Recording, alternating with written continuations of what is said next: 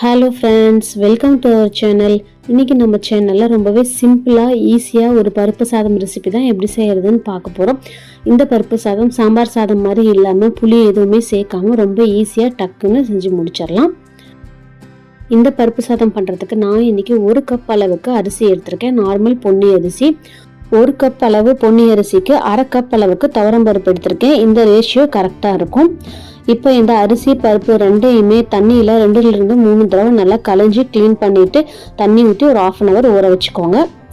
இப்போ அடுத்ததாக சாதம் பண்ணுறதுக்கு ஒரு குக்கரில் 2 டேபிள் ஸ்பூன் வரைக்கும் எண்ணெய் சேர்த்துக்கலாம். எண்ணெய் நல்லா சூடானதுக்கு அப்புறமா 1/2 டீஸ்பூன் கடுகு சேர்த்துட்டு 1/2 டீஸ்பூன் சீரகம் சேர்த்துட்டு 1/4 டீஸ்பூன் பெருங்காயத்தூள், ஒரு கொத்து கருவேப்பிலை சேர்த்துட்டு ஒரு 5லிருந்து 10 பல் அளவுக்கு பூண்டு சேர்த்துட்டு காரத்துக்காக ஒரே ஒரு பச்சை மிளகாய் சேர்த்துக்கோங்க. இப்போ இது எல்லாத்தையுமே அடுப்பை லோ ஃப்ளேமில் வச்சுட்டு ஒரு டைம் கலந்து விட்டுருங்க. நம்ம சேர்த்துருக்க தாளிப்பு பூண்டு எல்லாமே நல்லா வதங்கினதுக்கு அப்புறமா இதில் ஒரே ஒரு பெரிய வெங்காயத்தை இந்த மாதிரி மெலிசாக கட் பண்ணி சேர்த்துட்டு கூடவே ஒரே ஒரு தக்காளியும் இந்த அளவுக்கு மெலிசாக கட் பண்ணி சேர்த்துக்கோங்க. இது ரொம்பவே நம்ம சீக்கிரம் செய்யக்கூடிய 1 pot ரெசிபி அப்படிங்கிறனால சின்ன வெங்காயத்துக்கு பதிலாக பெரிய வெங்காயம் கூட நம்ம இதில் யூஸ் பண்ணிக்கலாம்.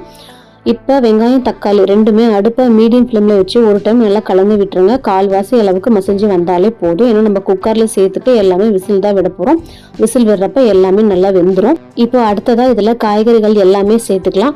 நான் இன்னைக்கு கேரட், பீன்ஸ், உருளைக்கிழங்கு, கத்திரிக்காய் 4 காய் சேர்த்துருக்கேன். காய்கறிகள் உங்கள் விருப்பத்துக்கு ஏற்ற மாதிரி நீங்கள் சேர்த்துக்கலாம். இதில் பூசணிக்காய், அவரைக்காய் கூட சேர்த்துக்கலாம். ரொம்பவே நல்லாயிருக்கும். இப்போ காய்கறிகள் சேர்த்துட்டு காய்கறி எல்லாத்தையும் ஒரு டைம் நல்லா மிக்ஸ் பண்ணி விட்டுருங்க. இப்போ அடுத்ததாக மசாலா பொடியெல்லாம் நம்ம இதில் சேர்த்துக்கலாம். 1/2 டீஸ்பூன் அளவுக்கு மஞ்சத்தூள் சேர்த்துட்டு 1/2 டீஸ்பூன் அளவுக்கு மிளகாத்தூள் சேர்த்துக்கோங்க. தனி மிளகாத்தூள் 1/2 டீஸ்பூனுக்கு கொஞ்சம் மேலே சாம்பார் தூள் சேர்த்துட்டு அதே அளவுக்கு 3/4 டீஸ்பூன் அளவுக்கு உப்பு சேர்த்துக்கோங்க. இப்போ இது எல்லாத்தையும் நல்லா இந்த மாதிரி பரட்டி விடுங்க. மசாலா எல்லாமே காய்கறிகளோட நல்லா மிக்ஸ் ஆனதுக்கப்புறமா நாம் இதில் தண்ணி சேர்த்துக்கலாம். நாம் எடுத்துருக்கிற 1 கப் அரிசி 1/2 கப் பருப்புக்கு மொத்தமாக இதில் 4.5 கப் அளவுக்கு தண்ணி சேர்த்துக்கலாம். 1:3 ரேஷியோவில் நம்ம இதில் சேர்த்துக்கலாம். நீங்கள் லஞ்சுக்கு செஞ்ச உடனே சாப்பிட்ருவீங்க அப்படின்னா இந்த ரேஷியோ கரெக்டாக இருக்கும். நீங்கள் லஞ்ச் பாக்ஸு கொடுத்து வரமா இருந்தால் இன்னும் கொஞ்சம் குறைவாக இருக்கணும். அதுக்கு இன்னொரு கப் அளவுக்கு தண்ணி எக்ஸ்ட்ரா சேர்த்துக்கோங்க. கரெக்டாக இருக்கும். தண்ணி இந்த மாதிரி நல்லா கொதி வந்ததுக்கு அப்புறமா நம்ம ஊற வச்ச அரிசி சேர்த்துட்டு நல்லா ஒரு டைம் மிக்ஸ் பண்ணி விட்டுருங்க. நல்லா கலந்து விட்டதுக்கு அப்புறமா இதை மூடி போட்டு விசில் போட்டு ஒரு 4 விசில் வரைக்கும் விட்டு இறக்கிக்கலாம்.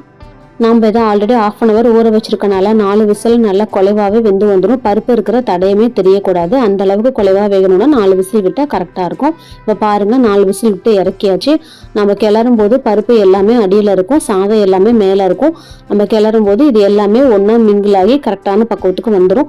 சாதம் ரொம்ப தண்ணியாட்டம் குலைவாகவும் இல்லை, அதே சமயம் ரொம்ப இறுக்கமாக நம்ம வெரைட்டியே செய்கிற மாதிரி இல்லை. கரெக்டான பக்குவத்தில் குலைவாக இருக்குது. இந்த சாதம் சூடாக சாப்பிட்றப்ப ரொம்பவே டேஸ்ட்டாக இருக்கும். இந்த சாதத்தை கூட ஏதாவது காரசாரமான பொரியல், கீரை பொரியல், அப்பளம், வடகம், ஊறுகாய் இது எல்லாமே வச்சுட்டு சாப்பிட்றப்ப ரொம்ப நல்லா இருக்கும். இந்த சிம்பிளான லஞ்ச் ரெசிபியை உங்கள் வீட்லேயே கண்டிப்பாக ட்ரை பண்ணி பாருங்கள். ட்ரை பண்ணி பார்த்துட்டு எப்படி வந்துச்சுன்னு எனக்கு கமெண்ட்ஸில் சொல்லுங்கள். நம்ம சேனல் உங்களுக்கு பிடிச்சிருந்தா லைக் பண்ணுங்கள், ஷேர் பண்ணுங்கள், மறக்காமல் சப்ஸ்கிரைப் பண்ணுங்கள். தேங்க்யூ.